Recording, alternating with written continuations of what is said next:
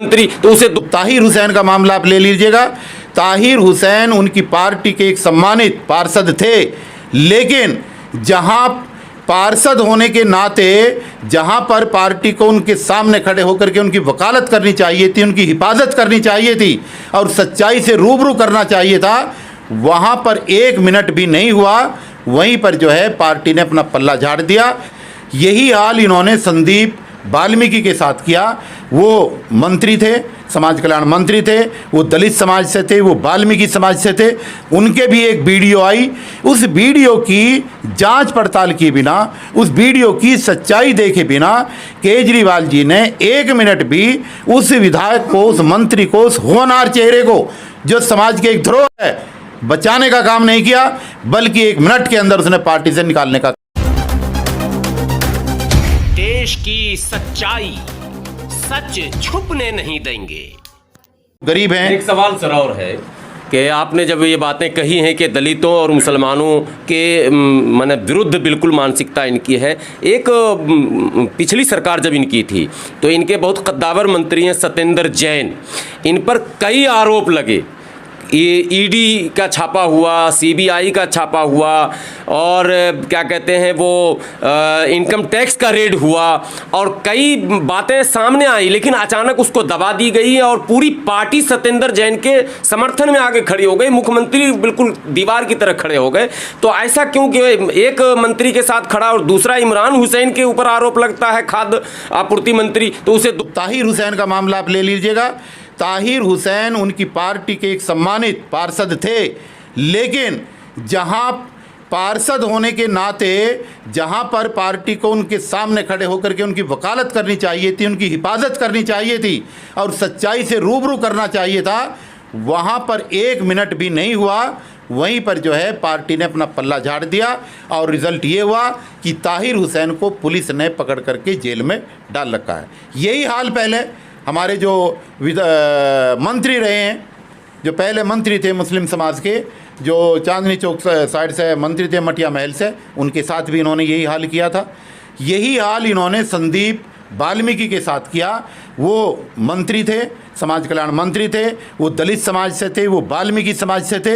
उनके भी एक वीडियो आई, उस वीडियो की जांच पड़ताल किए बिना, उस वीडियो की सच्चाई देखे बिना केजरीवाल जी ने 1 मिनट भी उस विधायक को, उस मंत्री को, उस होनहार चेहरे को जो समाज के एक धरोहर है, बचाने का काम नहीं किया, बल्कि 1 मिनट के अंदर उसने पार्टी से निकालने का काम कर दिया। देखिए, मैं आपको पहले भी ये कहा, अब आप इसको ज़रा गौर से समझें। दिल्ली प्रदेश के अंदर, दिल्ली की सरकार के अंदर जितने भी मंत्रालय हैं उन पे आप एक बार नज़र डालिए। सत्येंद्र जैन की बात है, बिजली विभाग सत्येंद्र जैन के पास, दिल्ली का स्वास्थ्य विभाग सत्येंद्र जैन के पास, दिल्ली का पीडब्ल्यू विभाग सत्येंद्र जैन के पास, और अब जो है जल बोर्ड भी सत्येंद्र जैन के पास। तो भाई सत्येंद्र जैन के अंदर इस ऐसी कितनी क्वालिटी हैं कि जितने भी मलाईदार विभाग हैं वो सारे सत्येंद्र जैन के पास हैं। और कौन है सत्येंद्र जैन? क्या ये सच नहीं है कि सत्येंद्र जैन के पास जितनी भी प्रॉपर्टी है वो सारी अवैध प्रॉपर्टी है? ये काफ़ी मीडिया में प्रचार रहा है। इसके पीछे सीबीआई भी रही है, इसके पीछे तमाम एजेंसियां रही हैं। फिर क्या कारण है कि बार बार सत्येंद्र जैन को बुलाया जाता है? और क्या कारण है कि सत्येंद्र जैन को अब नया समीकरण बनने के बाद में न तो सीबीआई परेशान कर रही है, न केंद्र की सरकार परेशान कर रही है, न मोदी जी परेशान कर रहे हैं, न अमित जी परेशान कर रहे हैं। इसलिए ये जो बंद कमरे में गठजोड़ इनका बना है, ये उस गठजोड़ का परिणाम है कि सत्येंद्र जैन को कोई भी परेशान नहीं कर रहा है और अपने मंत्रियों को तुरंत बाहर का रास्ता दिखा दिया जाता है। और जितने भी विभाग हैं, आप समाज कल्याण मंत्री, एक समाज कल्याण मंत्रालय बनाया हुआ है, वो दलितों के एक मंत्री को दे दिया जाता है। इमरान हुसैन को दे दिया गया कि भाई आप वनों की रक्षा करें। साला जिस शहर में वन ही नहीं है, जिस शहर में एग्रीकल्चर ही नहीं है, ऐसे डिपार्टमेंट इन्होंने दलितों को और मुस्लिमों को जानबूझ करके दे रहे हैं, जो महत्वहीन डिपार्टमेंट हैं। और जितने भी अच्छे डिपार्टमेंट हैं वो सब इन्होंने अपने चहेतों को दिए हुए हैं, और चहेतों में भी उन चहेतों को दिए हुए हैं जिनकी दागदार छवि है, जो सीबीआई के डर से भागे रहे हैं। लेकिन साहब, चूंकि आरएसएस के प्लेटफार्म के ऊपर ये केंद्र की सरकार और दिल्ली की सरकार साठगांठ हो चुकी है। इसलिए इनके पीछे अब ना सीबीआई लगेगी, ना इनके पीछे कोई दूसरी एजेंसी लगेगी, ना एनफोर्समेंट लगेगा, ना ईडी लगेगी, कुछ भी नहीं लगेगा। ये सब जो है बंद कमरे की कहानी है। लेकिन इस बंद कमरे की कहानी को देश के दलित और मुस्लिमों को समझना चाहिए। एक आखिरी कमेंट सर, दिल्ली राज्य अल्पसंख्यक आयोग के अध्यक्ष थे, चेयरमैन थे जफरुल इस्लाम साहब, और वो बहुत ही काबिल आदमी और शरीफ आदमी माने जाते थे। उनके ऊपर एक छोटे से सोशल मीडिया पर कुछ लिख देने का आरोप लगाकर उन्हें भी जो है उनके ऊपर मुकदमे भी कर दिए गए हैं। उन गिरफ्तारी की भी बात 2 बार हो चुकी है, पुलिस को स्थानीय लोगों ने दोहराया है, पुलिस ने तो दबिश डाली थी, और उनको अध्यक्ष के पद से भी हटाने की सूचना आ रही है। साथ साथ दिल्ली वक्फ बोर्ड के चेयरमैन और एक कद्दावर मुस्लिम नेता के नाम से उभरने वाले अमानतुल्लाह खान को भी 2 बार चेयरमैन के पद से हटाया गया। इस समय जब मैं आपसे बात कर रहा हूं तो वो दिल्ली वक्फ बोर्ड के चेयरमैन नहीं हैं, और दिल्ली वक्फ बोर्ड के अधीन जितनी भी मस्जिदें आती हैं, उनके जितने भी इमाम हैं, उनको पिछले 3 महीने से कोई वेतन नहीं मिला है। पूरा वक्फ बोर्ड निलंबित है और केजरीवाल जी के संज्ञान में है, फिर भी किसी तरह का वो कदम नहीं उठाते हैं। इस पर आप क्या कहें? देखिए, ये लॉकडाउन खुलने दो, इन सभी सवालों के जवाब केजरीवाल जी को देने पड़ेंगे।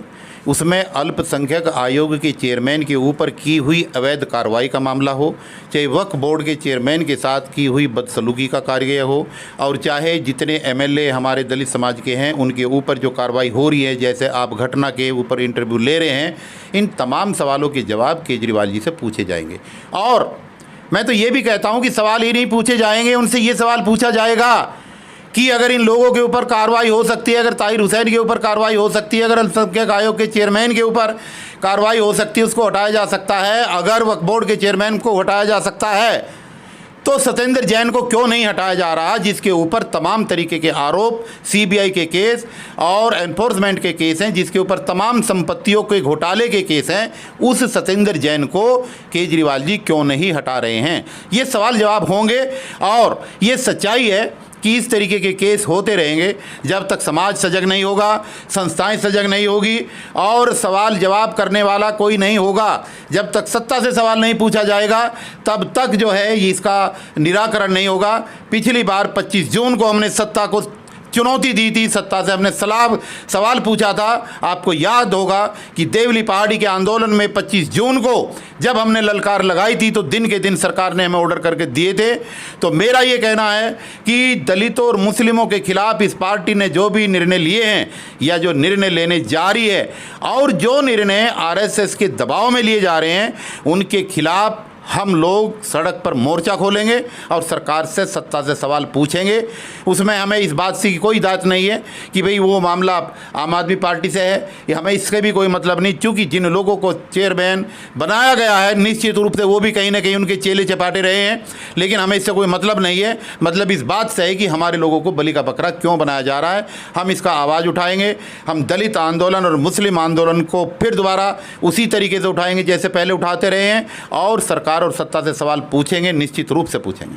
बहुत बहुत धन्यवाद इंजीनियर टीसी कपिल साहब आपका, कि आपने विस्तार से अपनी बातें इस पर रखी हैं, और मैं दर्शकों से चाहूँगा कि वो भी अपनी राय इस पर दें ताकि आगे की रणनीति बनाने में जो है वो आसानी हो सके। धन्यवाद।